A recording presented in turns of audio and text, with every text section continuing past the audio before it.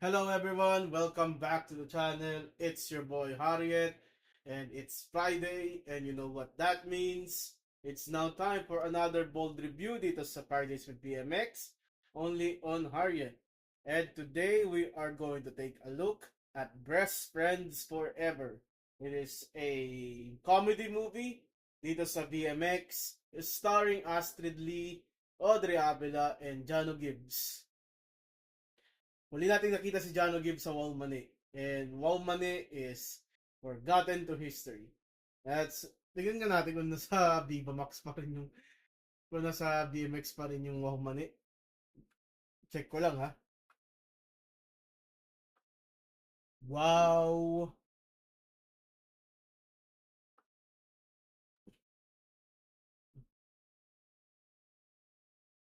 Wala. Walang Wow Mani sa BMX. Okay. So, unfortunately, di natin mapapanood yun. Unless na ipirata nyo. Pero, wag na tayo mapirata. Wag nyo na lang tangkain panoorin. Kasi, ang corny eh. Alam ko na-cancel yun, di ba?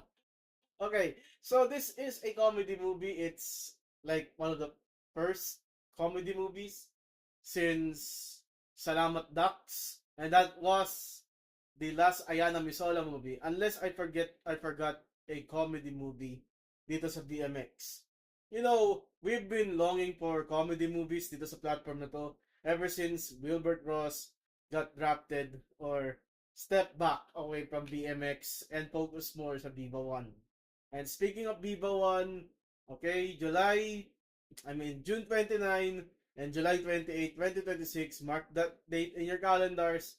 I will be starting to review Mutya ng Section E. Yes, yung series na pinagbibidahan ni Ashton Olviga ay akin nang i-review buong season. So season 1 or book 1 will be reviewed June 29 and then July 28 i-review natin ang book 2. And July 28 is on Boracay. Nasa Boracay ako noon.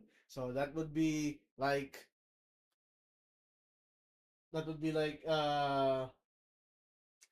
kung tawagin mo ay beach view. Ewan ko kung ma-insert ko ang aking beach experience sa Boracay during that time. Okay, so let's not delay any further. If you like this video, paki-like na lang po. Subscribe to the channel. Hit that bell icon for more of your bold review dito sa Fridays with BMX only on Harriet. Okay, so this is a movie. Okay, it has five people. Five people have already rated it 5 stars. So I bet ito yung cast niya. Unfortunately, as a comedy movie, it did not give me the sensation, the feeling na ako'y matawa. Unless making you cringe considers is what you make it to be funny. Or kung ano man yung cringe lord, yun yung nakakatawa para sa inyo.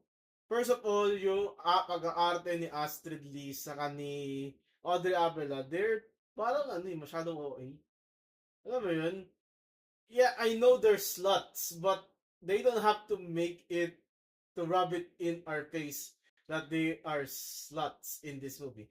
Okay, si Audrey, ginagampanan niya ang role ni Sasha. Si Astrid Lee, ginagampanan niya ang role ni Ruby.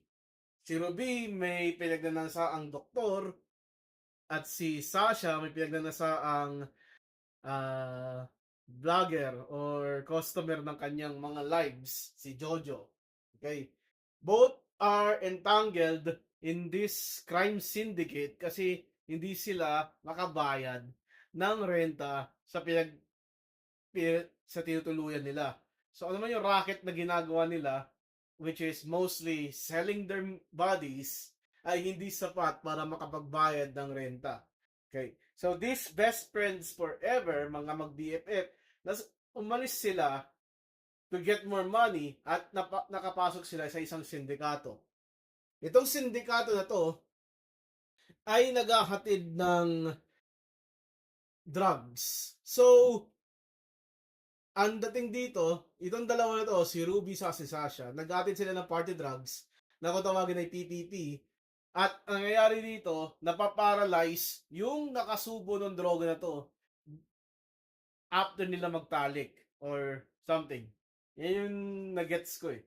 And then, Jano Gibbs, siya ay isang detective, so he is reprising his role sa Lupin.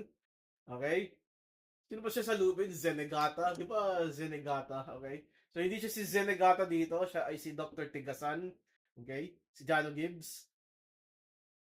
Bilang inspector dito sa PPP case, Triple P, I forgot the interpretation ng PPP. Okay?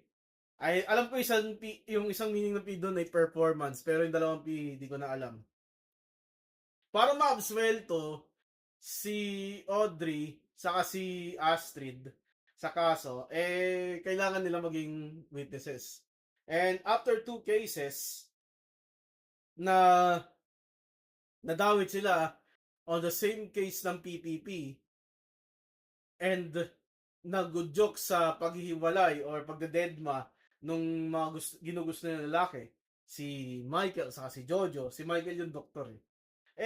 Napilitan yun, gusto nila makipagtulungan na kay Jano Gibbs.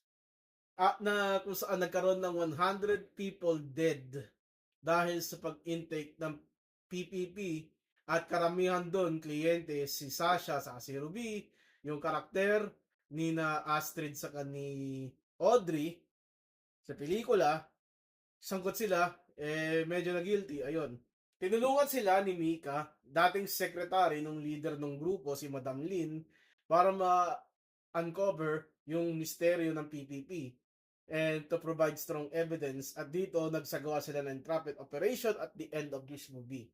At ayun nga, na raid and nahuli si Madam Lin dahil tinutukan ni Jano Gibbs ng Armalite. Nagtapos ang pelikula to at nagipagtalik si Sasha saka si Ruby sa kanilang sinisipingan na lalaki at the end sa isang matagal na eksena. Ang tagal. Like, I think it started 1 hour and 21 minutes movie in and natapos siya 1 hour and 28 minutes in. It's 7 minutes na ganun. Unfortunately, walang magandang pagtatalik dito. It's way too over the top. Like yung performance ni Audrey sa ni Astrid. I mean, get it, they're trying to be funny, but being over the top does not equate to be funny. Okay? I think yung only funny part dito is Jano Gibbs kasi isa siyang natural na komedyante. Pero Audrey and Astrid, I think they're cringe overperformance dito para sa akin. It doesn't work for me, bro. It doesn't work for me. So, what am I gonna do with this movie? Okay? Let's go towards the tier list para ma-rate na natin. I'm going to give this a bro, I just opened the app tier. Okay? Meaning, you're not gonna have a good time opening this app. Para pagka-open mo, bulaga sa'yo, it's a piece of crap. I'm just upset. Okay, if you're like going to find the type of pleasure na gusto nyo sa pelikula na to, hate to break it to you, pal, but this is not the movie for you. It's not also a good laugh. Unless you're a Jano Gibbs fan. Meron siyang linya dito yung PPP, Pedro Penduko pa rin. Which is correct because he is the quintessential Pedro Penduko character. Okay, so, going back, we are on February 6. I will be presenting a featurette. It's called BGDQ, Bias Girls Done Quick. A retrospective of my biases. A retrospective of my biases. Basically, parang ikikwento ko yung mga bias ko for each different groups. And di lang group of, there is also a picture of me siding with either Team Gabriela or Team Sharpay. Sino yung mga bias ko sa Beanie, sa Wonder Girls, aespa, at iba pa. And maybe I'll explain why I don't like Blackpink on that video. But nevertheless, this is my review of Best Friends Forever. Yeah, I forgot na may conflict dito kasi sa dulo, before the entrap operations, nag-away sila eh. Kasi parang sisiyan sila na namamatay itong mga tao kasi nag-meet sila. And then Jano gives us the Peacemaker. Yeah, it's rubbish.